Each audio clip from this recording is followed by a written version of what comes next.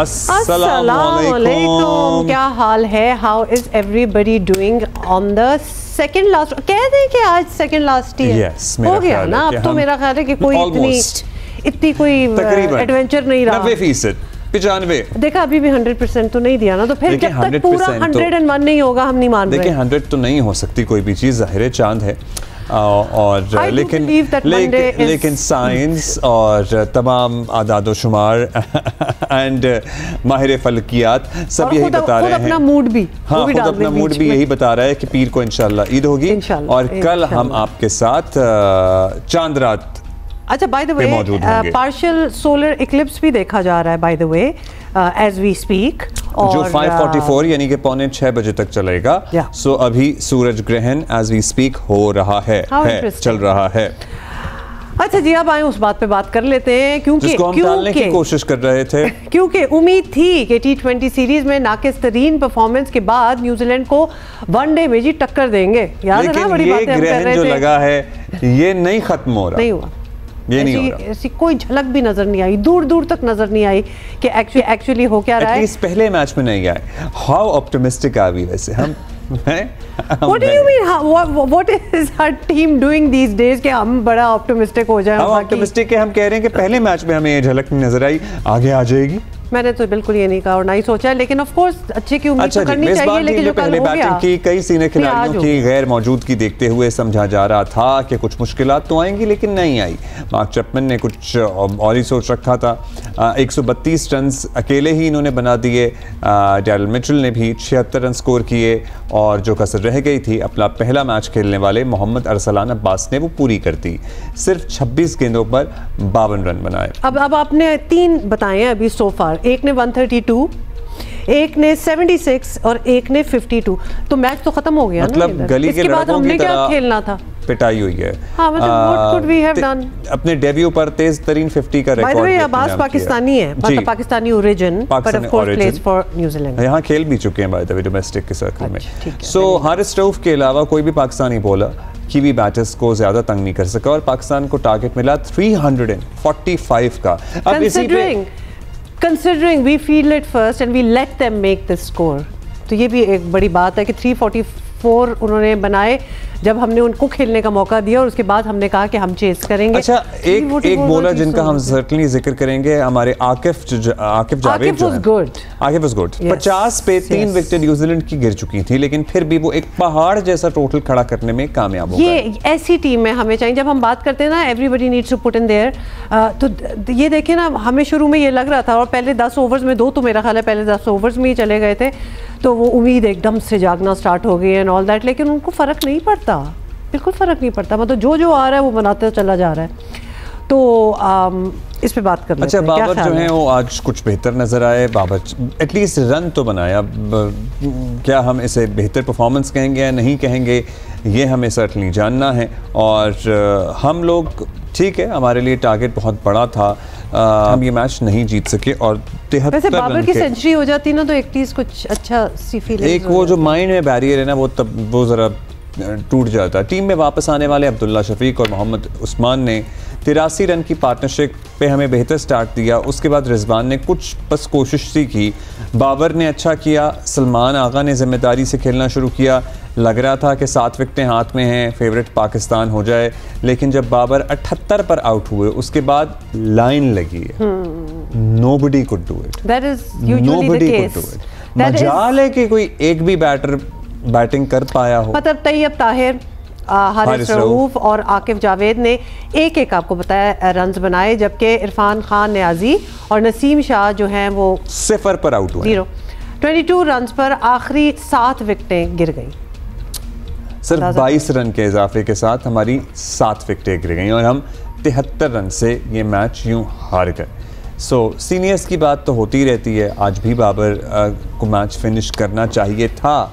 हारिस के साथ नसीम को भी रन्स रोकने चाहिए थे, लेकिन वो ये नहीं कर सके। सच्ची बात यह है कि नए आने वालों ने भी मतलब बहुत खुश नहीं किया। इतना तो खेलें कि आगे के लिए उम्मीद बंदे। आकिफ जावेद तवक्कुआत पर पूरा खास नहीं उतरे टू बी ऑनेस्ट। मतलब yes he was good but he should have been better. Tayyab Tahir तो आते ही जाने के लिए हैं और इरफान नियाजी का भी ऐसा ही चल रहा है। तो ये आते हैं, थोड़ा सा इन्होंने अपना कंट्रीब्यूशन किया और उसके बाद यार आउट, बड़ा खराब है। आपको जल्दी से बता दें कि सेकंड मैच जो होगा ना, अभी और भी ओडीआई होंगे, 3 मैच तो वो होगा 2 अप्रैल को। So one of the days of Eid के सेकंड डे। तो कौन सा ईद का पहला दूसरा दिन चाहते हैं खराब हो या तीसरा हो? तो दूसरा हो रहा है। नहीं, Why are you agreeing with me? I wanted you to say कि ये क्या बात हुई? दूसरे पे मैच हो रहा है, खराब नहीं होगा इंशाल्लाह। बिरयानी खाएंगे, साथ साथ मैच देखेंगे, महजूज होंगे इससे। अच्छा जी, अब्दुल माजिद भट्टी और याया हुसैनी हमारे साथ मौजूद हैं। याया कैसे हैं आप? याया आप ज़रा बताइए, आपको लगता है कि हाँ ऐसी परफॉर्मेंस थी कि अगला मैच जीत सकेंगे? सबसे पहले तो हुमा आपको, अब्दुल्ला और भट्टी साहब आपको अस्सलाम वालेकुम। आज का जो मैच है ना अब्दुल्ला जी भाई, आज का जो मैच है, मैच नहीं था आज का पाकिस्तान का, हमने सुसाइड किया अगर मैं कहूं तो शायद ये कहना गलत नहीं होगा। क्योंकि मैं बड़ा हैरान परेशान, एक ऐसी पिच जहां पर फास्ट बॉलर के लिए मदद शामिल थी, न्यूजीलैंड के बल्लेबाजों से बॉल मिडल नहीं हो रहा था, न्यूजीलैंड के 50 पे 3 आउट हो गए थे और वहां से उन्होंने स्कोर बोर्ड पर जो है 348 का मजमुआ जगा दिया।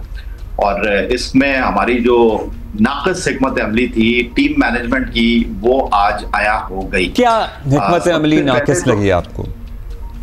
देखिए अब्दुल्ला, पाकिस्तान टीम ने अभी चैंपियंस ट्रॉफी खेली है और चैंपियंस ट्रॉफी जब इंडिया जीता तो गौतम गंभीर जो उनके कोच थे और कैप्टन रोहित शर्मा, उन्होंने कहा कि हमको ये इदराक हो गया इस बात का कि आपने वनडे क्रिकेट अगर खेलनी है या T20 क्रिकेट अगर खेलनी है तो आपने 6 बॉलर को अपने स्क्वाड में रखना है।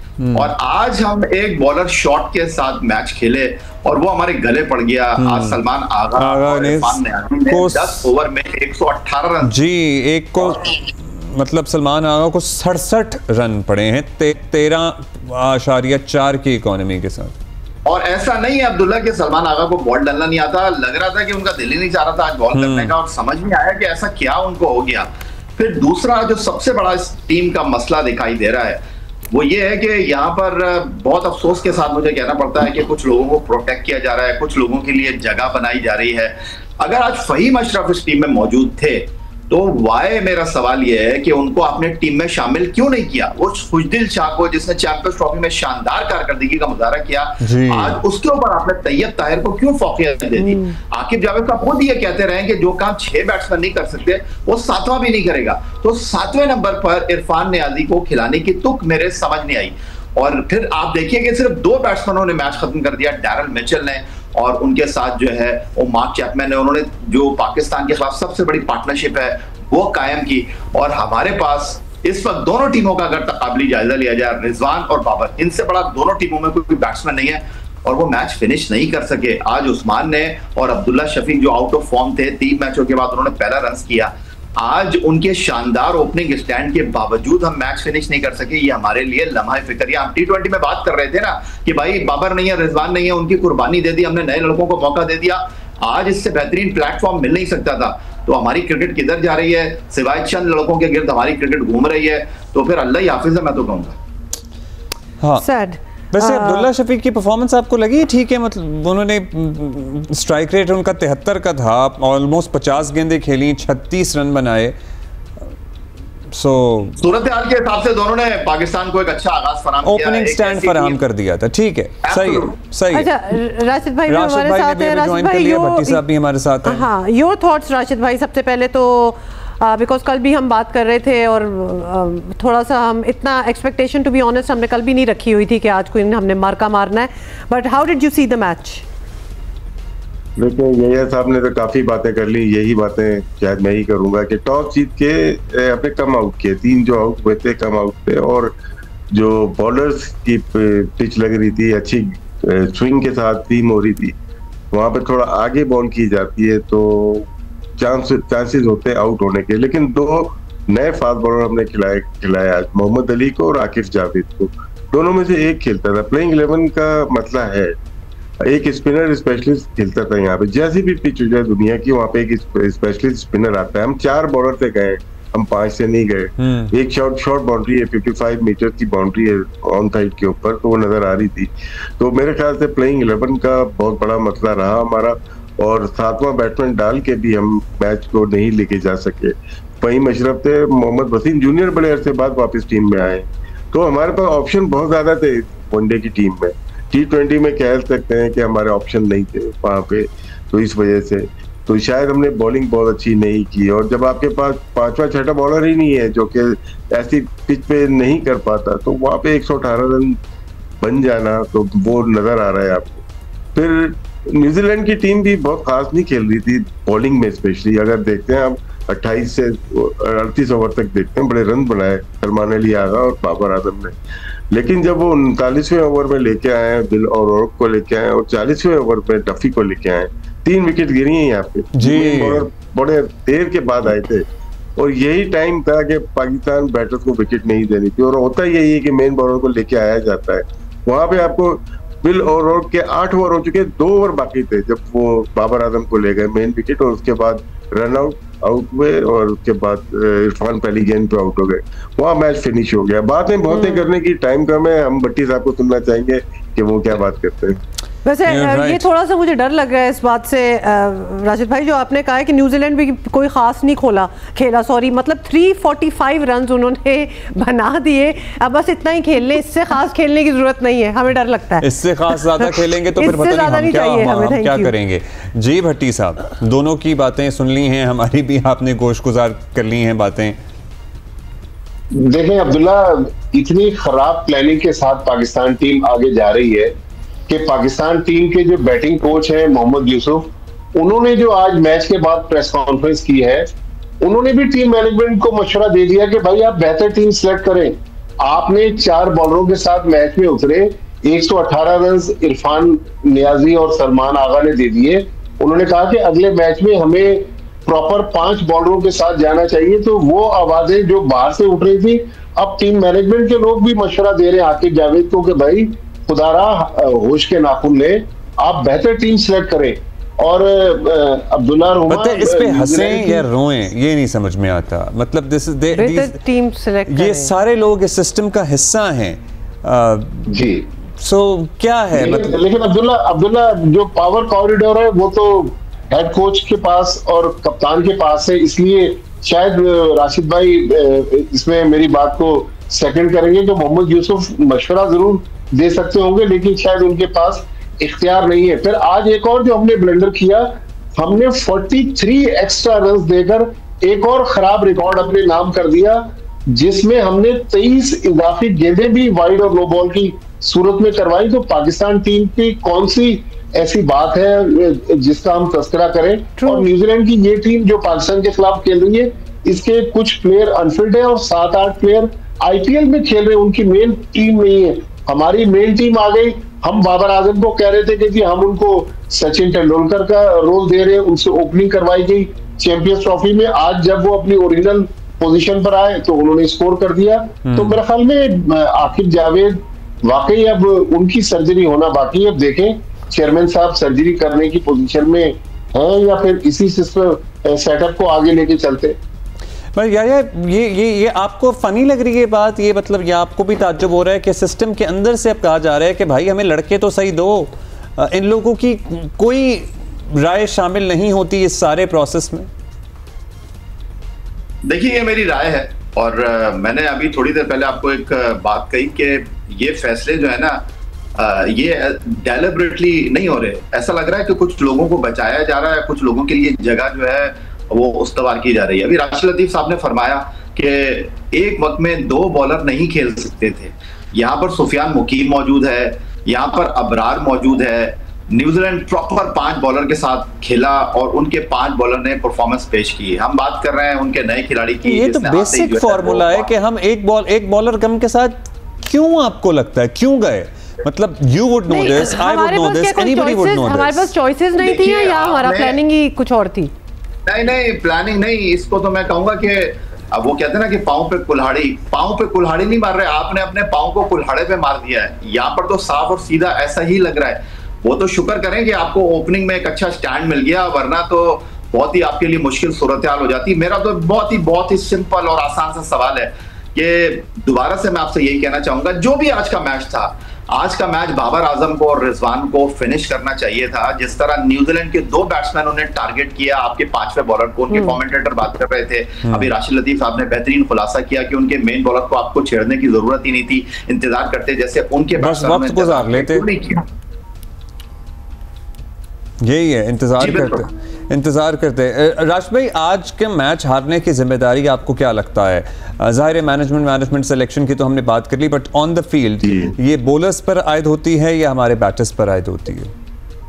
दोनों पे आयद होती है। विकेट लेने चाहिए थे। अगर हमारी बैटिंग पहले आ जाती, मेरा नहीं ख्याल हम 300 क्रॉस कर सकते थे, 250 भी नहीं कर पाते। जो स्विंग हो रही थी अर्ली मॉर्निंग, अगर देखें, आपने कहा था देखिएगा, तो मैंने आज मैच देखा तो सुबह उठ के हमने आपकी ड्यूटी लगाई थी, ड्यूटी लगाई, ठीक ठाक स्विंग हो रही थी और वहां पे शायद विकेट हम नहीं ले सके। बैटिंग में लास्ट में जो आउट हुए था 26 रन या 22 रन पे 7 आउट हो गए, वो एक मतलब के मजा नहीं आया उसमें। बाकी जो टीम प्लेइंग 11 की बात कर रहे हैं, तो जब हम सेंट्रल कॉन्ट्रैक्ट के 25 प्लेयर को देखते हैं और उसमें से हम प्लेयर नहीं लेते चैंपियन ट्रॉफी में, तो आपको अंदाजा हो सकता है कि कितने दिमाग इस्तेमाल हो रहे हैं। अभी चैंपियन ट्रॉफी के बाद से अब तक 25 प्लेयर जो खेले हैं, उसके बाहर से हमने सेंट्रल कॉन्ट्रैक्ट से 8 प्लेयर को मौका दे चुके हैं। जो जिस मुल्क में इतना टैलेंट हो, 25 से बाहर से प्लेयर आने लगा। जब फ़हीम अशरफ, फुजिल शाह, फ़खर जमान चले, उनके साथ हादसा हो गया था। हसन नवाज, आकिब जावेद, हारिस, मोहम्मद हारिस हो गए, अब्दुल समद हो गए, इमामुल हक, तो ये इनको सेंट्रल कॉन्ट्रैक्ट नहीं। तो क्या वजह बनी कि सेंट्रल कॉन्ट्रैक्ट नहीं दिया था? अच्छा, ये जो आप कह रहे हैं, तो एक मिनट हुमा, जी, आप तो उड़ते हुए परिंदे के पर गिन लेते हैं। ये इस तरह की पिच में इमामुल हक अचानक अनफिट क्यों हो जाते? यार, हर कोई मुझसे ही खिलवाना चाहता है, क्या वजह है? आज मुझसे अहमद शहजाद भी मुझसे ही राशिद भाई बताए। यार, मैंने अक्सर देखा है उनको, इमामुल हक को न्यूजीलैंड ऑस्ट्रेलिया में तगड़ा मैच होता है तो अनफिट हो जाते हैं। अब मुझे नहीं पता कि बाहर के क्या मसाइल होते हैं। खेलना चाहिए उनको, ये उनके ऊपर बड़ा एक क्वेश्चन मार्क है कि जहां बाउंसी और याली पिचेस होती है वो नहीं खेलते। हम किसी पे इल्जाम नहीं लगा रहे, लेकिन अक्सर ऐसा महसूस किया है। और ऐसा नहीं, आप इल्जाम नहीं लगाइए राशिद भाई, मैं आपको एक जो है वो हकीकत बता देता हूं। ये पहली दफा ऐसा नहीं हुआ है। 2016-17 में सरफराज टीम लेकर गए थे न्यूजीलैंड और 1.5 घंटे का प्रैक्टिस सेशन हुआ और टॉस से आधे घंटे पहले इमामुल हक ने हाथ खड़े कर दिए कि मैं अनफिट हो गया हूं। एक ऐसा प्लेयर जो कि ड्रिल कर रहा था 1.5 घंटे, जिसने फील्डिंग ड्रिल की है, भागा है, उसने अपने आप को पीछे किया और हमने फ़हीम अशरफ के साथ जो है इनिंग का आगाज किया। तो ये मेरे लिए हैरानगी की बात नहीं है कि भाई एक प्लेयर जो सिलेक्ट ही सिर्फ जो है वो वनडे क्रिकेट के लिए हुआ है, वो जाती अनफिट हो गया। अच्छा, आज वाले मैच के हवाले से तो बैटिंग कोच जो है मोहम्मद यूसुफ, वो खुद ब्लेम कर रहे हैं बॉलर्स को। तो वो कह रहे हैं कि आज की एटलीस्ट जो नाकामी हुई है वो बॉलर्स के ही सर जाती है। बैटिंग कोच बैट्समैन को कभी भी दोष नहीं देगा, वो बॉलर को ही देगा। जी बिल्कुल, क्योंकि बॉलिंग वो अतर महमूद के पल्ले में डाल रहे हैं ना, देखें आप। लेकिन मोहम्मद यूसुफ के जो शुरू के 2 मिनट में उन्होंने प्रेस कॉन्फ्रेंस में बात की है, उन्होंने टीम सिलेक्शन, प्लेइंग 11 प्लस ये पूरी टीम जो ओडीआई की है ना, उस पे बोल तो नहीं सके, लेकिन हम समझ गए कि क्वेश्चन मार्क है या टीम ठीक अनाउंस नहीं हुई। आप सुनिएगा उनके, अगर आपके पास क्लिप हो देखिएगा, 1 मिनट या 1.5 मिनट का इनिशियल उनका क्लिप है, उसमें उन्होंने बोला है कि टीम बन गई है, अब इस तरह से बोला है। और जो हमारा इतना बड़ा बैट्समैन, जो इतना बड़ा हमारा कोच है, वही सेटिस्फाई नहीं है, तो आवाम को तो पता ही है। आवाम तो और media, print media, electronic media तो बोल ही रहा है कि टीम की सिलेक्शन ठीक नहीं है। ये तो जब से सिलेक्शन हो रही है तभी से बोल रहे हैं। टाइम नहीं है, लेकिन हम कह जाएं ये कि आजकल हम अपने पूरे ओवर्स भी पूरे नहीं कर सकते। तो ये कल 20 ओवर नहीं खेल पाते। जी बिल्कुल, एग्जैक्टली। मतलब T20 हो तो उसमें 20 नहीं किए जाते, ओडीआई तो 50 तो दूर तक नहीं होते। कितनी जल्दी सिमटेगा। So that's another thing. In any case, that is all the time we have for this, क्योंकि आप कितना तबसरा करें। We have much to मतलब हम और भी इस पे बहुत बाल की खाल निकाल सकते हैं, लेकिन और क्या करें? बस अब यही है ना, अब सेकंड को वेट करें, हम यही कर रहे हैं। अब हफ्तों महीनों हो गए कि हम बस यही कर रहे हैं। सेकंड को दूसरा होगा, उसको देख के आप लोग खुश हो जाना। फिलहाल we have a breaking news. जिसमें आपको बताएं कि वज़ीर आज़म मोहम्मद शहबाज शरीफ ने ओमान के सुल्तान इज़्ज़त माब हैसम बिन तारिक से टेलीफोन पर राबता किया है और उन्हें ईद उल फितर के पुरमसरत मौके पर मुबारकबाद पेश करने के साथ साथ नेक तमन्नाओं का इजहार किया है। सो ईद ग्रीटिंग्स का सिलसिला शुरू हो गया है। गुफ्तगू के दौरान क्या हुआ? वज़ीर आज़म ने पाकिस्तान और ओमान के दरमियान सकाफती, मजहबी और जियोग्राफिकल कुर्बत पर मबनी तारीखी बरादराना ताल्लुकात का भी जिक्र किया। सो काफ़ी इन डेप्थ कॉन्वर्सेशन जो है वो हुई। दोनों रहनुमाओं ने तिजारत, सरमायाकारी, तवानाई, इंफॉर्मेशन टेक्नोलॉजी और दिफा समेत मुख्तलिफ शोबों में दो तरफा ताउन को मज़ीद फ़रोग़ देने की ख्वाहिश का आयादा किया। और वज़ीर आज़म ने पाकिस्तान के वज़ीर तजारत के मस्कत के हालिया कामयाब दौरे पर इत्मीनान का इजहार भी किया, जिससे दोनों फरीकैन में बाहमी ताउन से शराकत के नए मौक़े तलाश करने की राह हमवार होगी। सो अब्दुल्ला, आप बिल्कुल सही कह रहे हैं कि वो phone calls of Eid Mubarak have started. Yes, आप भी शुरू हो जाए। बल्कि मैं आपको मौका दे रही हूँ, हम ब्रेक लेंगे, आप कॉल करें। ठीक है, ओके, मुझे कॉल करें। ईद मुबारक। मैं ऐसे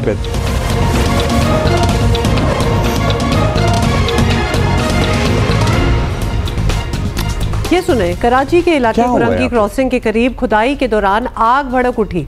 16 घंटे गुजर गए, अभी तक आग जो है वो कंट्रोल में नहीं आई। और yes, this is what is happening. आग 1200 फुट खुदाई के बाद लगी। ये 1200 फुट खुदाई यहाँ हुई क्यों है ये भी नहीं पता हमें। काशिफ मुश्ताक हैं और ये हमें ज्वाइन कर रहे हैं, वो हमें बताएंगे। काशिफ, एग्जैक्टली बताइएगा, ये रिपोर्ट होना शुरू हुआ और अब तो आग बुझाने का अमल भी बंद कर दिया गया है, because the fire brigade is saying कि इसको कोई नहीं बुझा सकता। एक्सपर्ट्स आए हैं, नहीं आए हैं, is anybody taking interest at all? Abdullah Huma, सबसे इंटरेस्टिंग चीज़ ये है कि किसी को पता ही नहीं है कि इसको बुझाया कैसे जा सकता है या फिर ये मामला है क्या। 12:30 बजे के करीब रात गए आग की इतला मिली और अब तकरीबन 16 घंटे गुजर चुके हैं। और इस 16 घंटे के दौरान हमने देखा कि मुख्तलिफ इदारे, मुख्तलिफ महकमे के लोग यहाँ पहुँचे और उनकी जानिब से यहाँ देखा गया, लेकिन कोई भी हिकमत अमली अब तक वाज़ेह नहीं हुई है कि आया इसको कैसे बुझाया जा सकता है।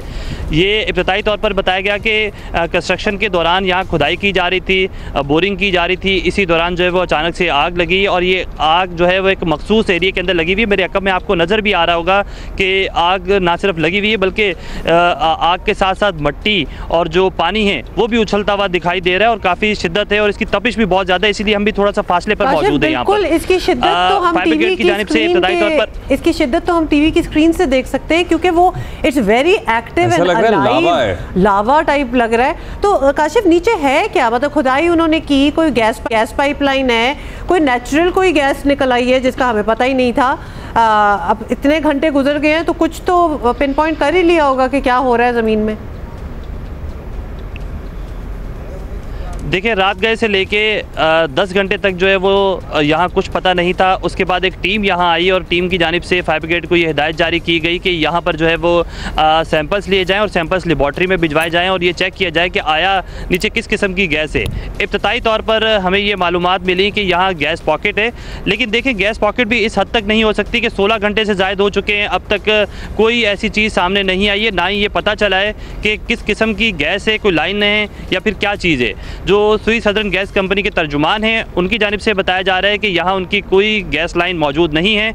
जो प्रोजेक्ट यहाँ बनाया जा रहा था उनकी जानिब से बताया जा रहा है कि एक एनओसी उन्होंने भी जो है वो ली थी जिसमें उन्हें बताया गया था कि तो कोई गैस लाइन यहाँ मौजूद नहीं है। अगर तो कोई गैस लाइन मौजूद, यहाँ दूर दूर तक हमें वैसे कुछ नजर नहीं आ रहा है। ये खुदाई क्यों हो रही थी? 1200 फुट खोदना, मतलब ये कोई प्रोफेशनल ही लगे होंगे ना जो 1200 फुट की गहराई तक पहुंच गए। और इसकी क्या कोई हिद्दत में कमी हो रही है या 16 घंटे से उसी शिद्दत के साथ ये आग भड़क रही है? अब्दुल्ला, एक ही शिद्दत के साथ ये जो आग है वो भड़क रही है और अब ज़मीन से पानी भी निकल रहा है। और ये जो मेरे अकब में आप देख सकते हैं कि जो ये पानी उबलता हुआ नज़र आ रहा है ये ज़मीन से ही निकल रहा है। इससे पहले जो पानी यहाँ से नज़र आ रहा था वो फायर ब्रिगेड की जानिब से जो छिड़काव किया गया था वो पानी था। फायर ब्रिगेड की जानिब से अब रेस्क्यू ऑपरेशन कई घंटे हो चुके हैं, रोक दिया गया है और उनकी जानिब से कहा जा रहा है कि उनको कुछ समझ में नहीं आ रहा कि ये आया कैसे आग लगी और इसको बुझाने का तरीक़ेकार क्या होना चाहिए। अमूमन इस तरह की आग जो लगती है उस पर फोम का छिड़काव कर दिया जाता है तो इस पे फोम का छिड़काव भी नहीं किया जा सकता। आपने कहा कि ये एरिया किस तरह का है, मैं अपने कैमरामैन से कहूँगा कि ज़रा आपको दिखाएं।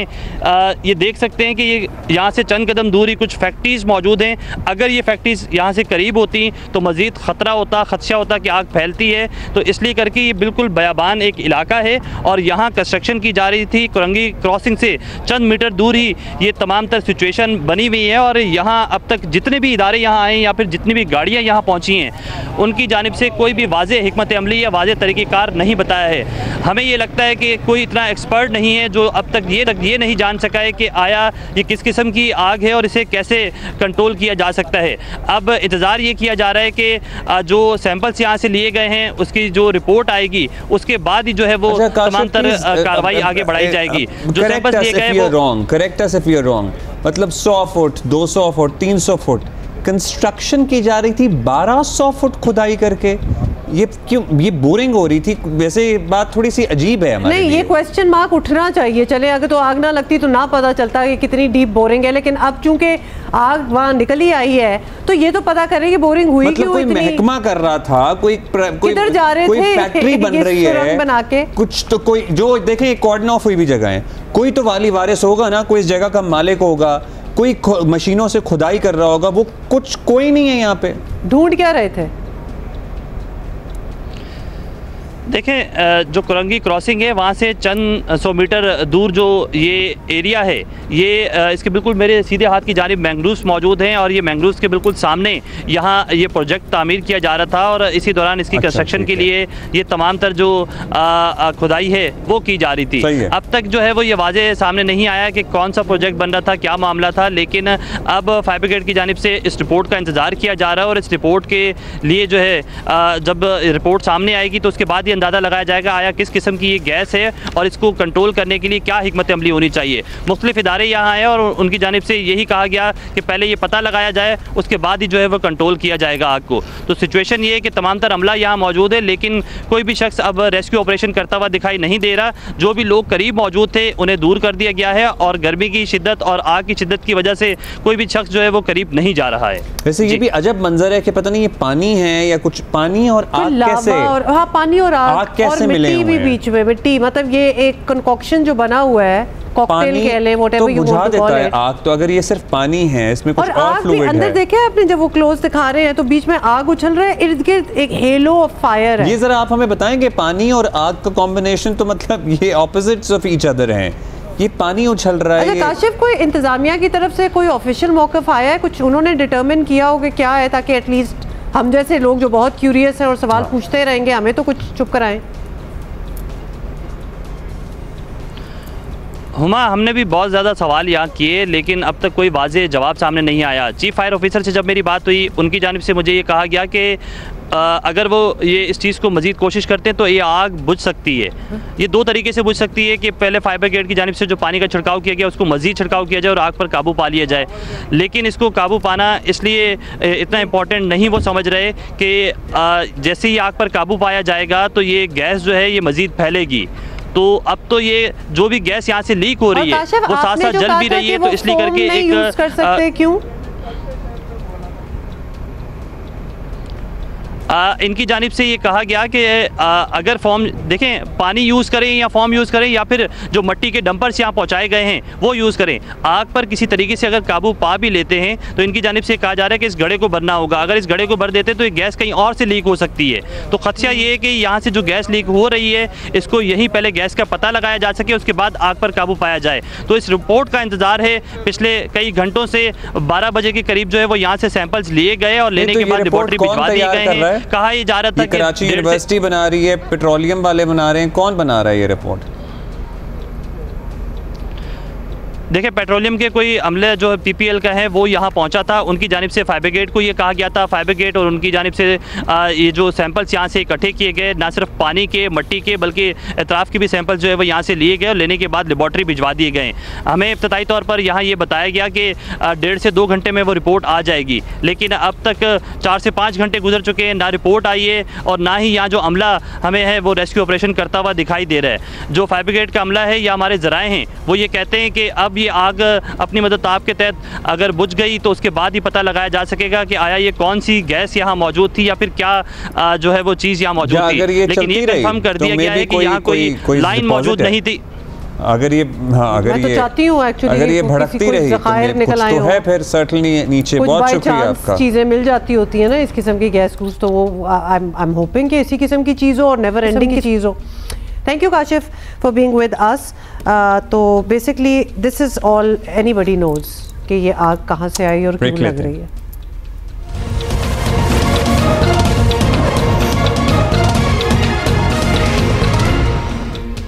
अच्छा जी, मौसम कैसा रहेगा चेक करें। नहीं, पहले अस्तोर में गुज़िश्ता कई रोज़ से जारी बारिश और बर्फ़बारी का सिलसिला जो है वो अब थम गया है और वैली रोड से बर्फ़ हटा दी गई है। इतनी बर्फ़ थी कि मतलब हटानी पड़ी है उसके बाद, और ट्रैफिक की रवानी जो है वो बहाल हो गई है।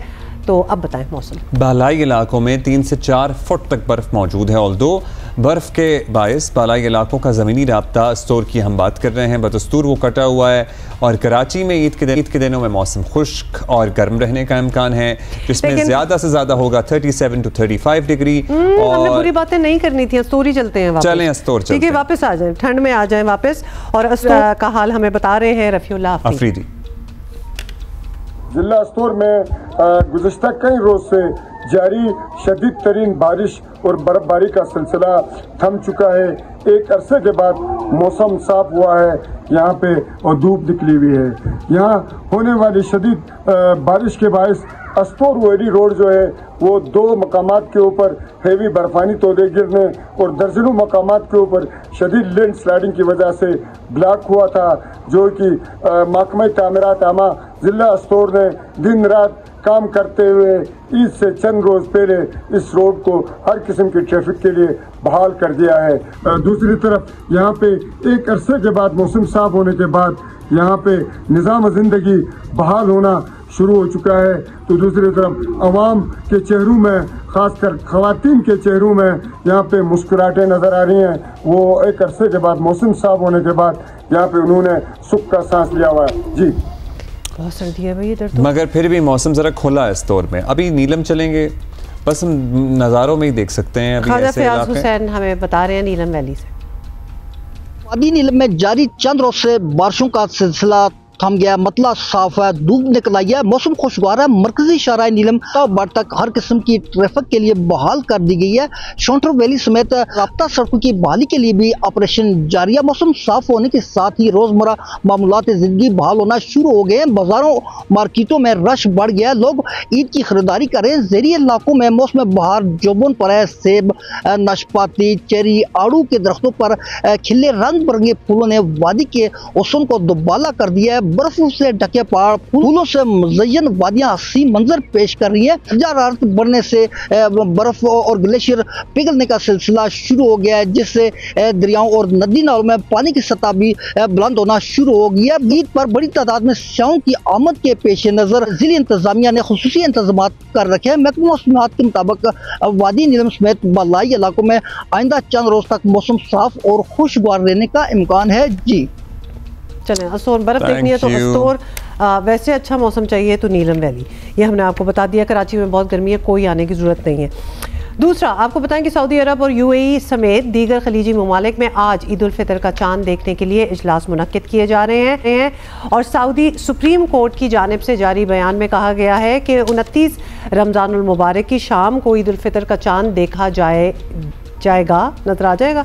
और चांद देखने के बाद गवाही रिकॉर्ड कराने के लिए रीजनल इदारों से रब्ता किया जा सकता क्या लगता है। है आपको?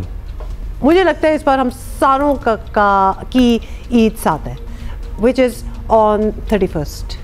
तो आपको लग रहा है कि सऊदी अरब 30 रोजे और हमारे होंगे 29 फिर? हो जाता होता है। हाँ, होता है ऐसा। हाँ, हो जाता सो यस। और एक और हमें माहिर फलकियात जो हैं उन्होंने भी यही कहा था कि आज जो है चूँकि चांद की उम्र बहुत कम होगी, इसलिए बहुत ही रेयर है कि चांद नज़र आए। It's almost like impossible, but you know never know. सो क्या होता है? अच्छा, एट द सेम टाइम अभी टाइम क्या हुआ है? 5:45 सोलर एक्लिप्स भी चल रहा है, साथ साथ चल रहा है। 5:45 तक चलना है। ये देखें। अच्छा, और ये कहाँ से देख रहे हैं विजुअल्स?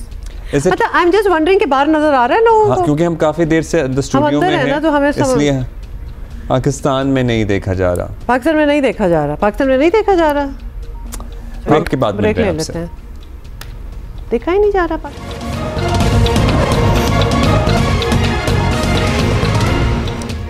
कौमी इक़्तिसादी कौंसिल की एग्जीक्यूटिव कमेटी ने पंजाब में 436 अरब लागत से एक और मोटरवे की मंजूरी दे दी है। ये मोटरवे लाहौर से बरास्ता साहिवाल बहावल नगर तक तामीर होगा।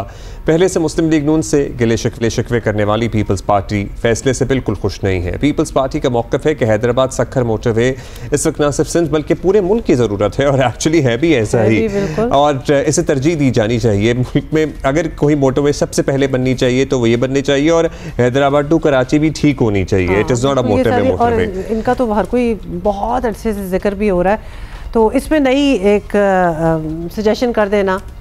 अच्छा, ये भी बताते हैं आपको, वज़ीर आला सिंध मुराद अली शाह ने इसके लिए वज़ीर आज़म और फेडरल PND को खतूत भी लिख दिए हैं, मगर उन्हें नज़रअंदाज कर दिया गया है। मुराद अली शाह ने कुछ अरसे पहले सिंध में ख़राब सड़कों के ज़िम्मेदार वफाक को करार दिया था। मैं ये दावे से कह सकता हूँ कि जहाँ भी प्रोविंशियल रोड्स हैं, इस बारिश में, इस तूफान के अंदर वो एक्सेसिबल रहे और ठीक है। वफाक ने इधर हमारे रोड्स पे लिटरली काम करना छोड़ दिया है। जब आपको पता चल जाएगा, मैं ये दावे से कह सकता हूँ, आप पूरे सिंध का टूर करें, कराची से निकलें, हाईवेज पे जहाँ पे भी आपको टूटे फूटे रोड नज़र आए वो वफाक ने बनाए।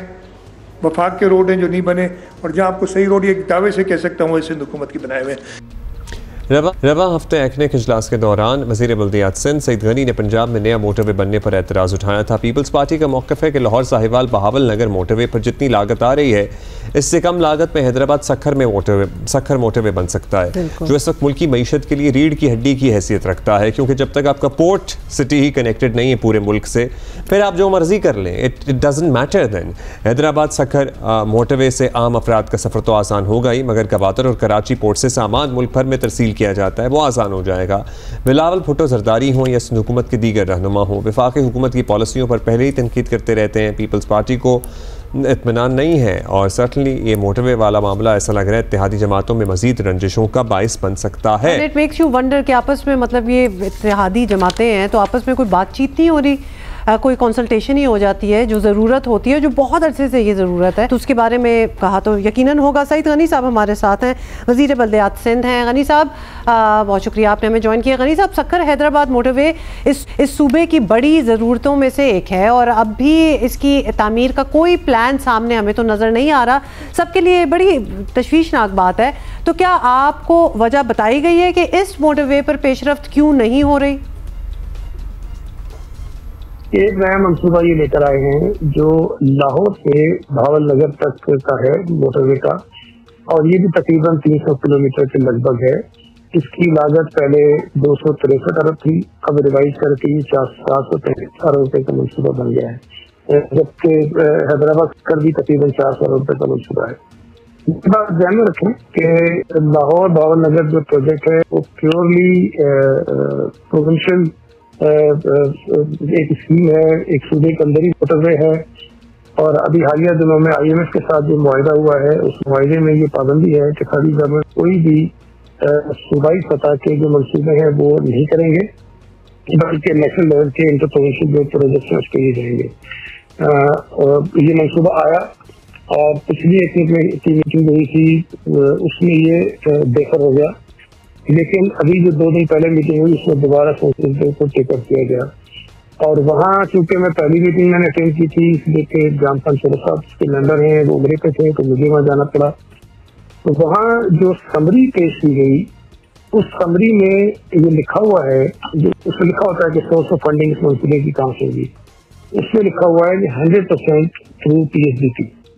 इसका मतलब ये है कि जो वफाकी हुकूमत का तरक्याती बजट है उसमें इस मंसूबे को करने की नीयत है। लेकिन उस समरी में जब आगे हमने पढ़ा तो उसमें कहीं एक पूरी एग्जिम बैंक है, उसका जिक्र है, तो पंजाब की हुकूमत से 50% रिसर्च में डालने की बात है, लेकिन उसमें कहीं भी कोई कमिटमेंट नहीं थी। तो मैंने ये नुस्खा रखा था कि आप मेहरबानी करें, इस मंसूबे को ना करें। इससे ज्यादा इम्पोर्टेंट मंसूबा हैदराबाद सक्खर है, वो पूरे मुल्क का मंसूबा है, कराची पोर्ट सिटी है, यहाँ से पूरे मुल्क में मसनूआत जाती हैं जो पोर्ट से आती हैं, यहाँ से लोग ट्रेवल करते हैं, यहाँ लोग आते हैं, इसलिए पहले इसको तरजीह दी जाए, इस मंसूबे को ना करें। तो खैर मेरे जब ज्यादा इसरार पे नदार साहब ने ये कहा कि ठीक है इस मंसूबे को हम कर नहीं रहे, लेकिन 18 किलोमीटर का एक इसका जो पोर्शन है, जो हिस्सा है, उसको हम जो है वो करना चाहते हैं और उसकी उन्होंने अप्रूवल दी इस प्रोजेक्ट की। लेकिन मैं उसमें भी लगता है कि शायद ये करने की जरूरत है कि पहले इसको करना चाहिए था। अच्छा गनी साहब, सिंध की सड़कों से जो ट्रैफिक गुजरता है वो सिर्फ मुसाफिर तो नहीं है, माल बरदार गाड़ियाँ हैं जो हमारी इकोनॉमी के नेटवर्क का बड़ा अहम हिस्सा है। मतलब पोर्ट है, पोर्ट से पूरे मुल्क में सामान जाता है, मोटरवे तो नहीं बन रहा, बाकी सड़कें तो ठीक की जा सकती हैं। सवाल लोग ये भी करते हैं कि फिर सिंध हुकूमत उन सड़कों पे काम कर ले ताकि कोई तो कनेक्टिविटी हो। From Hyderabad to Sukkur is a nightmare. मैं आपको एक बुनियादी फर्क बताऊं, ये जो मुल्क सतह की सड़कें बड़ी शाहराएं होती हैं, सूबाई हुकूमत के इख्तियार में नहीं होती, इसको नेशनल हाईवे अथॉरिटीज देखता है। उसमें आपका ये पूरा जो नेशनल हाईवे है, इंडस हाईवे है, आपका ये कराची हैदराबाद मोटरवे है या उससे आगे की जो सड़क है, ये सिंध हुकूमत की इसमें आते नहीं है, इसमें हमारे जुमरे में नहीं आते।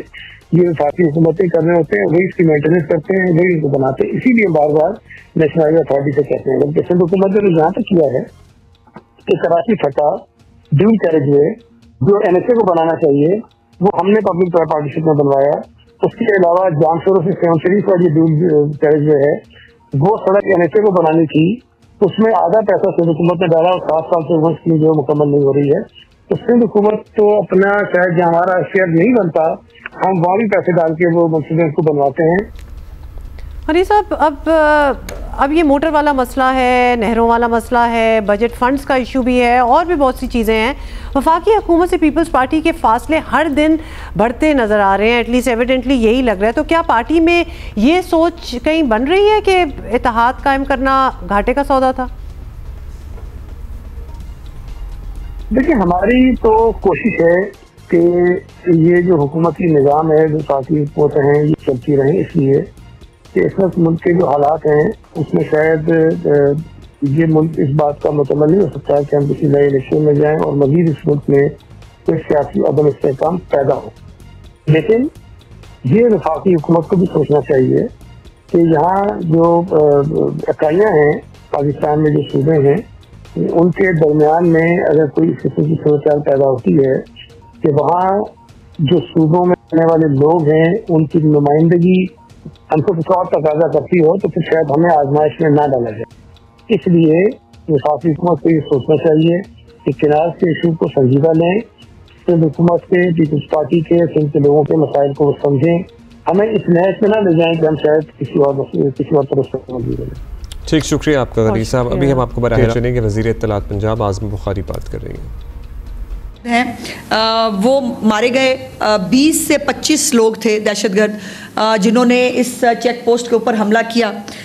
लेकिन ये भी मैं आपको बताना चाहती हूँ कि पूरा रमज़ानुल मुबारक पंजाब जो है वो दहशतगर्दों के जो है वो हिट लिस्ट पे था और ये अपने जो ये उसकी डेड बॉडीज़ के जो है वो हिस्से हैं, इन्होंने जो ये दहशतगर्द हैं, इनका मकसद पंजाब के अंदर हालात को ख़राब करना और जो अमन व अमान की सूरत हाल है उसको बिगाड़ना था। लेकिन अल्हम्दुलिल्लाह पंजाब पुलिस फुली इक्विप्ड भी है, CTD का इदारा जो है वो बहुत अच्छा अपना काम कर भी रहा है और उसके साथ साथ जो ये दहशतगर्द हैं, ये जो 2 दहशतगर्द इसमें मारे भी गए, उनके ज़ख्मी दहशतगर्द जो हैं वो अपनी लाशें उठा के भागे हैं। ये जो है ये अल्हम्दुलिल्लाह पंजाब के अंदर जो जिस तरह से ईद के मौके के ऊपर जो कार्रवाई है, जो एक हालात को ख़राब करने की जो कोशिश थी उसको नाकाम बनाया है। इसके अंदर ये मैं आपको दिखाना चाहती हूँ, ये नई दूसरी वाली वीडियो लगाइए कि जो इंफ्रास्ट्रक्चर डेवलप किया है अब चीफ मिनिस्टर साहिबा ने, ये हमें ये जो कैमराज हैं, night vision cameras, Maryam Nawaz साहिबा ने पंजाब पुलिस को, CTD को और ख़ास तौर पर वहाँ पर जो हमारी सिक्योरिटी के जो इदारे हैं, SMU है, वहाँ पर एक स्पेशल यूनिट भी है जो ये काम करता है, रेंजर्स भी होती है। और जब मरियम नवाज साहिबा की हुकूमत आई तो कोई चौकी नहीं थी, जैसे मैंने कहा। जो दहशतगर्द हैं उनके पास नाइट विजन कैमरास थे, पंजाब पुलिस के पास नाइट विजन कैमरास नहीं थे। और जो इस दफ़ा कल रात को बहुत बड़ा अटैक था, ये जो 20-25 लोगों ने किया, इसके ऊपर उन्होंने रॉकेट लॉन्चर्स भी जो है वो चलाए हैं। उन्होंने जितना भारी हथियार है वो तमाम जो है इस्तेमाल किया है। अब ये पुलिस की तरफ से जो है ये उन दहशतगर्दों के ऊपर अटैक करने की वीडियो है, ये जो आप देख सकते हैं। इसकी अगली वीडियो जो है वो दिखाएं, जो इंफ्रास्ट्रक्चर अब चीफ मिनिस्टर साहिबा ने डेवलप किया है, वहाँ पर उनको बाकायदा जो बंकर्स हैं पुलिस वालों को वो बना के दिए गए हैं। इसीलिए अल्हम्दुलिल्लाह जो हमारे पुलिस जवान हैं वो ये सेफ़ एंड साउंड हैं। ये इस तरह की बाकायदा पूरी बिल्डिंग, और ये चंद महीनों के अंदर बनाई गई है। ये जो है इनकी पूरा जदीद तरीन असलहा दहशतगर्दों के पास हुआ करता था, जैसे मैंने कहा पंजाब पुलिस के पास नहीं था। नाइट विजन कैमराज से लेकर जो ऑटोमेटिक हथियार है उससे लेकर तमाम तर चीज़ें जो हैं, ये इलाका है, इससे आप अंदाज़ा लगाइए कि यहाँ मूव करना कितना मुश्किल काम है। लेकिन उसके बावजूद जो है वो चीफ मिनिस्टर साहिबा ने पुलिस के IG पंजाब को, जो हमारे DPO RPO हैं, वहाँ पे हमारे जितने पुलिस जवान हैं जिन्होंने बहुत जो है बहादुरी और हिम्मत के साथ इस बहुत बड़े हमले को नाकाम किया है, उनको मुबारकबाद भी दी है, उनको शाबाश भी दी है। और ये मैं आपको बताने में बहुत खुशी महसूस करती हूँ कि ये जो झंगी का इलाका है जहाँ लोग कहते थे आप जा नहीं सकते, जहाँ पर जो है वो आप जाने से पहले जो है पुलिस वाले भी वहाँ पर जाने से भागते थे कि हमारी ड्यूटी यहाँ ना लग जाए, वहाँ पर ये जो है वो नए पुलिस स्टेशंस जो हैं, नए उनको जो रिसोर्सेज हैं वो दिए गए हैं। और अल्हम्दुलिल्लाह इसी तरह ये हमला जो है नाकाम बनाया गया है। ये DG खान, सिर्फ DG खान में आज मेरी जब बात हुई वहाँ पे RPO साहब से, उन्होंने कहा कि DG खान में अकेला ये 31वां हमला था।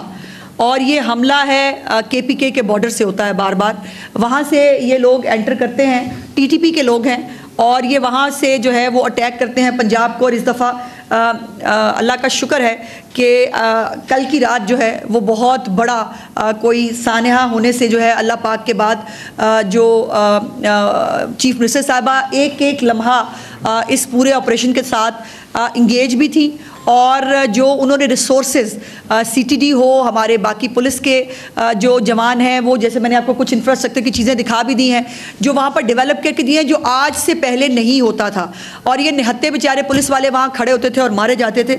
सो अल्हम्दुलिल्लाह वो तमाम जो उनको इक्विपमेंट लेके दिया गया है, उनको जो बड़े टैंक्स होते हैं उनको वो तक वहाँ पर प्रोवाइड किए हैं, बख्तरबंद गाड़ियाँ हैं उनके पास तमाम वो जदीद असलहा जिससे दहशतगर्द हमला करते हैं, वो असलहा जो है वो इस वक्त अल्हम्दुलिल्लाह पंजाब पुलिस के बाद। वज़ीर इत्तलात पंजाब आज़म बुखारी बात कर रही हैं। पंजाब से एक और ख़बर बड़ी कंसर्निंग है। तौसा शरीफ में एड्स फैलने की परेशान कुन खबरें आ रही हैं। डिप्टी कमिश्नर तौसा ने शहर में 3 माह के दौरान HIV के 300 से ज़ायद केसेस की तस्दीक की है। मुतासर अफराद में मर्द ख़वातीन के साथ छोटे बच्चे भी शामिल हैं।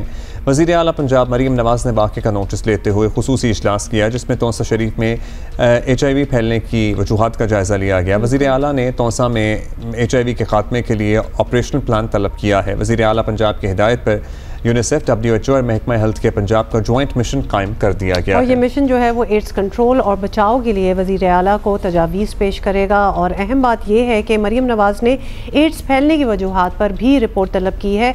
ये देखना ऑब्वियसली वाकई बहुत ज़रूरी है कि इतनी बड़ी तादाद में लोग एड्स जैसी ख़तरनाक मर्ज़ से कैसे मुतासर होते चले जा रहे हैं और एक ही जगह पे कॉन्सनट्रेटेड है। डिप्टी कमिश्नर तौसा का कहना है कि HIV मुमकिन तौर पर अताइयों और खून के ब्लड ट्रांसफ्यूजन, खून का तबादला जो होता है उसकी वजह से फैल रहा है। इस पर हमने बात करनी भी है। पता है ये अताइयों और इवन ये बाबर्स और ये जो मैनीक्योर और पेडिक्योर्स होते हैं इसमें भी बहुत एहतियात अब करने की ज़रूरत होती है। और ये इतनी पुरानी बीमारी है कि यू वन वुड थिंक कि अब तक तो लोगों को पता ही होगा कि किस तरह फैलता है और किस तरह अपने आप को बचाया जा सकता है। बट ख्वाजा इमरान नज़ीर हमारे साथ हैं, वज़ीर सेहत पंजाब के। ख्वाजा साहब, तौसा में HIV फैलने की बहुत सी खबरें आ रही हैं, आपके पास क्या इन्फॉर्मेशन है, कितने लोग मुतासर हुए हैं इससे?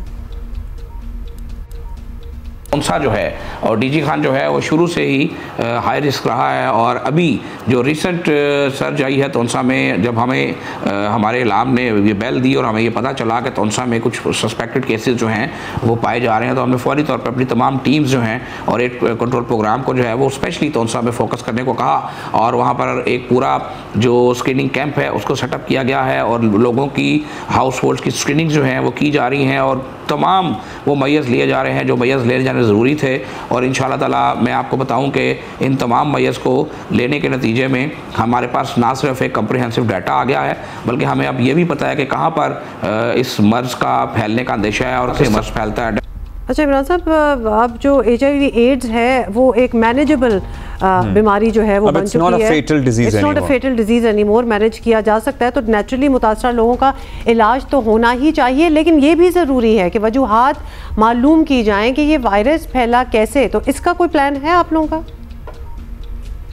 देखें, वज़ीर पंजाब मरियम नवाज शरीफ साहबा ने फौरी इसका नोटिस लिया था और उन्होंने जो है वो बार बार इसके ऊपर अपडेट भी लेती हैं। एक तो जो मैं आपको बता रहा हूँ कि हमने टोटल स्क्रीनिंग जो है महकमा primary and secondary health care जो अब हेल्थ एंड पॉपुलेशन है हमारे तमाम अस्पतालों में, चाहे वो THUs हैं चाहे DHUs हैं, हमारे पास NCD क्लिनिक्स सेटअप्स हैं, हमारे पास TB फिल्टर क्लिनिक्स अलहदा हैं, हमारे पास हेपेटाइटिस कंट्रोल प्रोग्राम के अंदर क्लिनिक्स अलहदा हैं जहाँ हम एड्स की टेस्टिंग भी करते हैं। हमारा पूरा एड्स कंट्रोल प्रोग्राम है और हम लोगों को जब अस्पताल में आते हैं तो उनकी स्क्रीनिंग भी करते हैं और हमने जो स्क्रीनिंग्स की हैं उनके नतीजे में हमारे पास तमाम पेशेंट डाटा जो मौजूद है जिसको उस पेशेंट की खातिर सीक्रेट रखा जाता है और उसका नाम हम शो नहीं करते ताकि उस जो मरीज़ है उसको माशरे में उस तरह के हालात का सामना न करना पड़े जिस तरह हमारे लोग उसके साथ अनफॉर्चुनेटली बाज़ दफ़ा सलूक करते हैं। तो ये जो केस सामने आए हैं इनका जो कॉज है जो मैंने आपसे अर्ज़ किया, उनके बहुत सारे कॉज हैं जिसके अंदर मेन जो उनके कॉज हैं वो क्वैकरी है और समटाइम ब्लड ट्रांसफ्यूशन के अंदर कुछ मसाइल आते हैं जिसको healthy and safe blood transfusion के लिए हम उस पर मैयज़ ले रहे हैं और अगली ADP में पूरा एक प्लान और पैकेज लेकर अल्हम्दुलिल्लाह महकमा हेल्थ एंड पॉपुलेशन जो है इसके ऊपर इंशाल्लाह आ रहा है। अच्छा भाई साहब, एक और इशू जिस पे आपका मौक़िफ़ चाहिए, पंजाब के अस्पतालों की निजकारी के खिलाफ बड़े एहतजाज हो रहे हैं। कहा जा रहा है कि सरकारी अस्पतालों को फ़रोख्त किया जा रहा है, क्या ऐसा ही है सर? देखें, ये जो मुसलसल एक अफवाह साजी की फैक्ट्री चलाई जा रही है कि खुदा ना खास्ता अस्पताल जो है वो बेचे जा रहे हैं और लोगों को यकसर नौकरी से निकाल के बेरोज़गार किया जा रहा है। देखें, जब भी कभी कोई बड़ा फ़ैसला लिया जाता है तो उसके अंदर 2-4-5% जो मामलात हैं वो मुतासर होते हैं, लेकिन 12.5 करोड़ आवाम की सेहत के लिए अगर कोई ऐसा बड़ा फ़ैसला लिया जाना है कि जिसका डायरेक्टली फ़ायदा पंजाब के 12.5 करोड़ आवाम को होगा जिसमें हम सब शामिल हैं, तो वज़ीर पंजाब डेफिनेटली उस स्टेप को ज़रूर लेंगी। हम सिर्फ और सिर्फ सर्विस प्रोवाइडर का एक वायदा जो है वो लोगों के साथ कर रहे हैं। डॉक्टर्स को जो है खुद मुख्तार बना रहे हैं। जो मरियम नवाज क्लिनिक सेटअप किए जा रहे हैं, एक डॉक्टर को मौका दिया जा रहा है कि आए और एक अपनी निगरानी में इस सेटअप को जो है वो चला कर दिखाए। हमारी कोशिश ये है कि हमारा एक तो पहली बात यह है कि कोई रेगुलर मुलाजिम इंशाल्लाह बेरोज़गार होने नहीं जा रहा, पहली बात। दूसरी बात यह है कि जो हमारे कॉन्ट्रैक्ट के और दूसरे डेली वेजेस मुलाजमीन हैं इनके लिए भी हमारे पास एक पूरा सब्स्टिट्यूट प्लान मौजूद है कि इन तमाम को हमने कहा एडजस्ट करना है। 20,000 से ज़ायद कम्युनिटी हेल्थ इंस्पेक्टर्स हमने रिक्रूट करना है। हमने पोर्टल भी ओपन किया है और तमाम जो हमारा वो स्टाफ जो ट्रेंड स्टाफ है, हमारी नर्सिस हैं, हमारी LHVs हैं, हमारे डिस्पेंसर्स हैं, हमारे वैक्सीनेटर्स हैं, हमारी कम्युनिटी मिडवाइफ्स हैं, उन तमाम को अल्लाह के फजल से हम एज कम्युनिटी हेल्थ इंस्पेक्टर जो है इसमें एडजस्ट करेंगे। ऑलराइट, बहुत बहुत शुक्रिया। ख्वाजा इमरान नज़ीर हमसे बात कर रहे थे, वज़ीर सेहत Punjab. Yes, quick break, will be right back.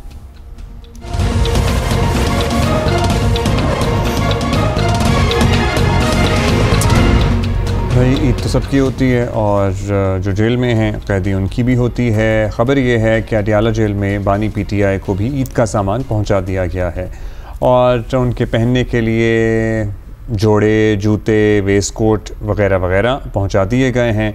क्या क्या है ये हम जानते हैं। शब्बीर डार हमारे साथ मौजूद हैं। शब्बीर, मतलब कौन आया था देने के लिए सामान? उनकी हमशीरा जब मुलाकात करती हैं वो अपने साथ लाएं या घर से कोई सामान देके गया? क्या कुछ है इस सामान में? जी अब्दुल्ला, ईद उल फितर के पेश नज़र जो बानी PTI की बहनें हैं अलीमा खान और दीगर जो 2 बहनें हैं वो गुज़श्ता हफ्ते मुलाकात के लिए आए थे, लेकिन उनको मुलाकात नहीं दी गई थी। वो ये सामान लेकर आए थे अडियाला जेल, लेकिन चूंकि उनको इजाज़त नहीं मिली मुलाकात की, अब जो बानी PTI के ज़ाती खिदमतगार हैं असलम शाह, ये लाहौर जमान पार्क में उनके घर में होते हैं। तो ये अब सामान लेकर अडियाला जेल पहुंचे हैं। ईद के लिए 4 जोड़े लाए गए हैं बानी पीटीआई के लिए, और इसके अलावा जूते हैं, इसमें कोई बनियान भी है, कोई दीगर सामान भी है। ये अडियाला जेल इंतजामिया ने वसूल किया है और असलम शाह को भी अंदर जाने की इजाजत दी गई है। ये चूंकि वहाँ एक प्रॉपर तरीक़ाकार है, सामान जिन कैदियों का आता है वो पहले चेक होता है, उसकी स्क्रीनिंग होती है, उसके बाद वो मुतलका जो अफसर होता है बानी पीटीआई के साथ जो जेल अमला ड्यूटी पर मामूर है उनके हवाले किया जाता है। ये जो सामान है ये उनके जो जाती मुलाजिम है असलम शाह वो लेकर आए हैं अडियाला जेल, और ये अडियाला जेल इंतजामिया ने सारा सामान वसूल किया है। ठीक, बहुत शुक्रिया आपका शबीर डॉक्टर। कलर नहीं पूछा आपने? वैसे इंटरेस्ट होता है ना कि भाई क्या रंग पहन रहे हैं ऑल द, जब ये खबर आई गई है हमारे पास तो रंग भी होना चाहिए था। In any case moving forward आपको बताएंगे प्राइवेट मेडिकल कॉलेजेस की फ़ीसों में बेतहाशा इजाफे पर काबू पाने के लिए हुकूमत ने निजी मेडिकल कॉलेजेस की ट्यूशन फ़ीस के लिए हद मुकर्रर करने का ऐलान कर दिया है। ये एक ब्रेकिंग के तौर पर भी एक खबर आई थी, कुछ दिन पहले हमने आपको बताया था, लेकिन अब ज़रा डिटेल। और निजी मेडिकल और डेंटल कॉलेजेस के लिए सालाना ट्यूशन फ़ीस 18 लाख रुपये मुकर्रर कर दी गई है। ये फैसला वज़ीर आज़म की हिदायत पर तश्कील दी गई कमेटी बराए मेडिकल एजुकेशन रिफॉर्म्स ने किया, और फैसले के तहत निजी कॉलेजेस को Pakistan medical and dental council को माली तफसीलात फराहम करना होंगे। फ़ीसों में सालाना इजाफा सिर्फ जो है वो कंज्यूमर इंडेक्स बिल्कुल उसके मुताबिक किया जाएगा, और इसके अलावा फ़ीस ढांचे का अवामी सतह पर ऐलान किया जाएगा। इदारे जो अपनी माली ज़रूरियात के पेश नज़र ज़्यादा से ज़्यादा 25 लाख रुपए तक की फ़ीस मुकर्रर करना चाहते हैं, उन्हें तफसीली मालियाती जवाज़ पेश करना होगा। कहा जा रहा है कि बज़ाहिर एक अच्छा फ़ैसला है क्योंकि निजी मेडिकल कॉलेजेस की जानिब से 40 से 45 लाख तक फ़ीस ली जा रही है और वालिदैन बच्चों के बेहतर मुस्तक़बिल की खातिर ये फ़ीस भर रहे हैं। निजी मेडिकल कॉलेजों की फ़ीस को महदूद करके वालिदैन और तलबा की देरीना मुतालबे को पूरा किया गया है, लेकिन इस फैसले पर अमल कैसे होगा, कौन कराएगा, ये ज़रा क्वेश्चन मार्क है, क्योंकि जो हुकूमत चीनी की कीमत नहीं कंट्रोल में कर पाई वो इस पे कैसे अमल दरामद कराएगी। एक्चुअली कुछ भी हो जाए अमल is always the issue, implementation is the issue. Abdul Ghafoor Shoro साहब हमारे साथ मौजूद हैं, secretary general Pakistan medical association के। जी बहुत शुक्रिया। ये बताइएगा कि वफाकी हुकूमत ने फैसला किया है निजी मेडिकल कॉलेजेस की फ़ीस ज़्यादा से ज़्यादा 18 लाख रुपए होगी, तो आपके ख्याल में ये मुनासिब है या इसमें कोई कमी या इजाफा होना चाहिए था? बिस्मिल्लाहिर्रहमानिर्रहीम। रिसेंटली जो पाकिस्तान की गवर्नमेंट ने एक कमेटी बनाई थी और उन्होंने बैठ के बड़ा अच्छा फ़ैसला किया। वो अच्छा फ़ैसला ये किया कि जो फ़ीस है मेडिकल के ख़ास तौर पर प्राइवेट कॉलेजेस की उसमें जो है इजाफ़ा किया, और बताया जा रहा है कि हमने बहुत अच्छा काम किया है कि जो फ़ीस है वो कम कर दी है। अगर देखा जाए तो ये फ़ीस कम करने के बजाय इसको बढ़ा दिया गया है, जो कि सुप्रीम कोर्ट का जो ऑर्डर था प्रीवियस वो था 9.6 का, अभी इन्होंने 1.8 जो करा, यानी कि 9.5 लाख से बढ़ाकर इन्होंने तकरीबन 18 लाख से 25 लाख तक कर दिया है। तो अगर देखा जाए तो ये एक बड़ा जुल्म है, और जो मुतवस्सित तबका है या जब वो लोग जो बेचारे अफोर्ड ही नहीं कर सकते, मेरे इल्म में बहुत सारी ऐसे फैमिलीज़ हैं जो बेचारे घर बेच के अपने बच्चों को पढ़ा रहे हैं कि वो डॉक्टर बनेगा और मुस्तकबिल में बहुत ही अच्छा है जो ना हमारे कौम को सर्व करेगा, लेकिन बदकिस्मती ये कि उन घर के बेचने के बावजूद भी वो पढ़ा नहीं पाएंगे। इसलिए कि इसमें एक और चीज़ भी रखी गई है कि ये आगे बढ़ के 25 लाख तक भी जा सकता है। उसके लिए जो है ना थोड़ा बहुत आपको जस्टिफाई कराना पड़ेगा, वो हमारे इस निज़ाम में जस्टिफाई कराना कोई इतना बड़ा मुश्किल काम नहीं है। तो मेरे ख्याल में ये फ़ीस बहुत ज़्यादा है, इसको किसी भी सूरत में जो है एक्सेप्टेबल नहीं है। PMM इसको एक्सेप्ट नहीं करता, इसको कम होना चाहिए। तो आप कह रहे हैं कि कम था और इसको बढ़ा के 18 लाख किया गया है। आप आज की तारीख में 18 लाख ही है फ़ीस, ये बताइएगा, ये इस पर अमल दरामद अगर हो भी गया तो बड़ा क्या होगा इसका? और कोर्ट का भी हुक्म था कि 9.5 लाख किया जाए, ऐसी बात भी थी। जो 18 लाख की फ़ीस है वो अगर लेने के बाद मुझे नहीं लगता है कि हमारे तालीम का जो मेडिकल एजुकेशन का स्टैंडर्ड है जो वो अप हो जाएगा। बहुत सारे अच्छे तालीम होने लगेगी और बड़े अच्छे डॉक्टर पैदा होने लगेंगे। एक तो पहली बात ये है कि हमारे जो वो तबका जो पहले से ही बहुत ही सारी चीज़ें मराहत ले रहा है वो इसका मुस्तफ़ीद ज़रूर होगा।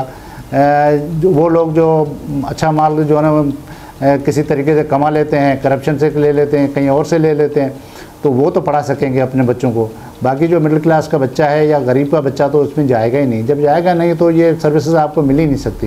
ये गरीब बच्चा तो वैसे प्राइवेट मेडिकल नहीं कर सकता, ना करता है, वो तो टू मच। अच्छा, ऑलरेडी वेरी एक्सपेंसिव। जी, ये भी बताइएगा कि पीएमडीसी एमडी कैट निज़ाम के बाद मेडिकल कॉलेजों की एक अलग मार्केट जो है और अलग मांग पैदा हो गई थी, जिसके बाद अगर आप लोगों को याद हो फीसों में अचानक बहुत सा इजाफा हुआ था। अब ये अमल भी ऑब्वियसली ठीक नहीं था, तो क्या ऐसा काम करने वाले कॉलेजेस के खिलाफ कोई एक्शन, कोई कार्रवाई वगैरह नहीं होनी चाहिए गफूर साहब? पीएमडीसी बेसिकली जो बनाई गई तो वो डॉक्टर के जो हुकूक थे, डॉक्टर के जो एक सिस्टम था मेडिकल एजुकेशन का, उसको बेहतर करने के लिए, और प्लस वो जो हम कहते हैं सर्विसेज जो प्रोवाइडर्स होते हैं, जो डॉक्टर ही हैं, उनके जो मसले मसाइल हैं उनको डील करने। लेकिन पीएमडीसी जब से बनी है तब से सिर्फ अपने के लिए, यानी कि अपने जो मफादात हैं उन्हीं के लिए काम कर रही है। और दूसरी बात यह है कि ये ऑटोनॉमस बॉडी नहीं है। हमारे पास जो एक एक्ट है उसके मुताबिक ये ऑटोनॉमस बॉडी होनी चाहिए और इलेक्शन के ज़रिए आनी चाहिए। अब सिलेक्टेड लोग जो बैठते हैं तो वो उनके फैसले भी वही सिलेक्टेड लोग ही करते हैं, तो बड़ा मसला हो जाता है। गवर्नमेंट अपनी पसंद से जो है बॉडी को लाती है और उनसे वही फैसले करवाती है जो उनके पसंद। ठीक, शुक्रिया गफूर साहब, secretary general Pakistan medical association. इनका अपना मौक़िफ़ है और ये नहीं इससे मुनसिफाना समझते ये जो फीस 18 लाख मुकर्रर की गई है। एक ब्रेक लेते हैं, वापस आ रहे हैं थोड़ी देर।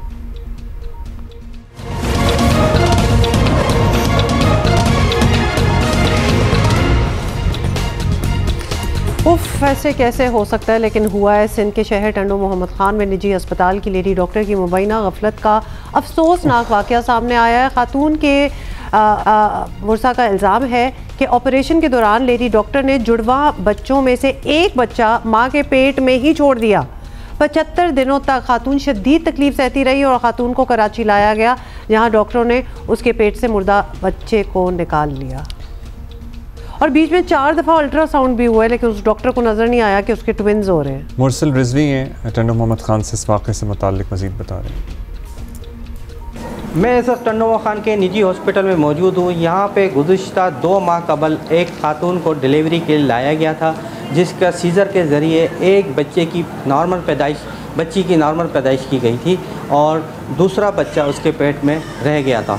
डॉक्टर का ये कहना था कि उस वक्त के इसके पेट में कोई सख्त चीज़ महसूस हो रही है, आप जाके इसका सीटी स्कैन कराएं, मगर उन्होंने वक्त पे सीटी स्कैन नहीं कराया।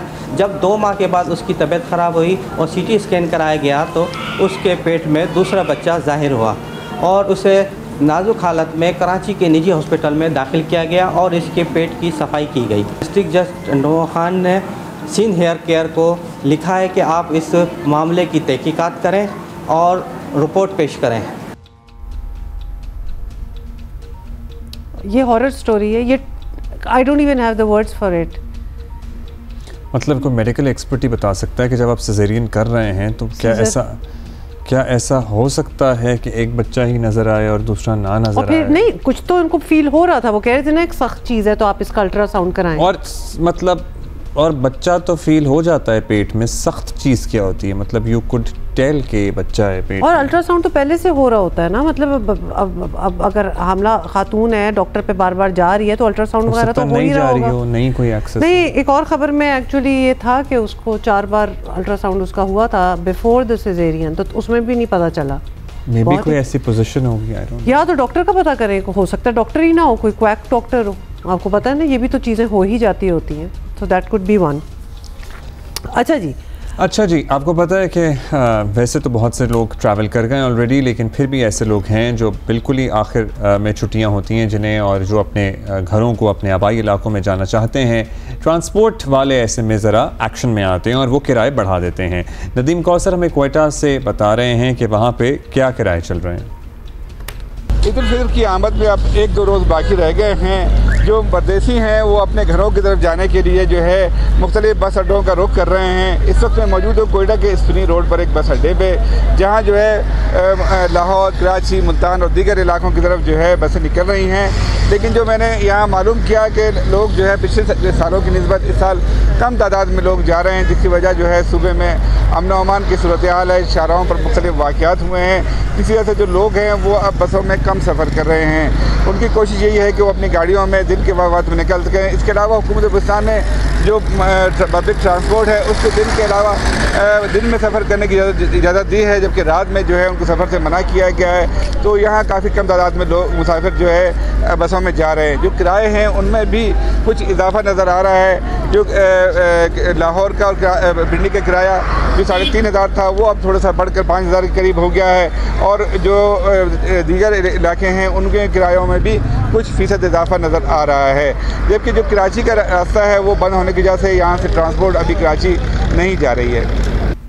मैं इनके पीछे कोयटा भी देख रही थी कि क्या हालात है ना कि ट्रेन का आपको बताएं आमतौर पर मुतासर है, फिर जाफर एक्सप्रेस के वाक़े के बाद फिर बसों में अलग क्या हो रहा है, खौफ हिरास है। सो ये है सूरत हाल। बसों के थ्रू भी जाना लेकिन जाहिर है जिसने घर जाना है उसने तो घर जाना है ना, कुछ भी करके जाना है। कोई और न्यूट्रल स्पॉट ढूंढ लेना, सारे घर वाले वहाँ आके मिल लें। एक that's it and we can see you tomorrow. Time bye.